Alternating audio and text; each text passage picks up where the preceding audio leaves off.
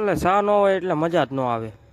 તો જય દ્વારકાધીશ બધા મિત્રોને, કેમ છો? મજામાં? સ્વાગત છે ફરીથી મારા નવા વ્લોગની અંદર. વ્લોગ ચાલુ કર્યો આપણે હોટલે આવીને. રોહિતભાઈ તો જોવા મળ્યા ફોન, એને ફોન સિવાય મજા ન આવે એટલે મેં કાપી નાખ્યા ભાઈ લીમડા. પછી તો આ ભાઈ ટમેટા કાપતા હતા, કાંઈ મજા જ આવે હો ભાઈ.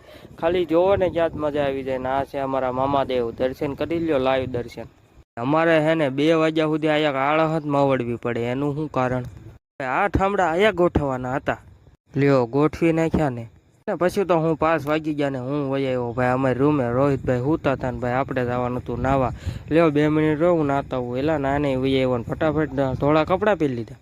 અને પછી તો હું ધોળા કપડાં પહેરીને વહી આવ્યો હોટલ ને. હોટલ ટૂંક સમયમાં ચાલુ જ થવાની હતી. અમને લાગે છે ને અમારો સ્ટાફ હાવ નવરો છે? ના ના, એવું નથી, બધા કામ જ કરે હો. અને પછી તો આ ભાઈને કીધું મસ્ત મજાની પાવભાજી બનાવો કે બનાવી દઉં, તું પેલા લઈ આવી એક વસ્તુ. પછી તો હું આવી ગયો ફૂલ લેવા, કેમ કે અમારે ફૂલ તો ત્યાં જોવે જ તે અગરબત્તીમાં.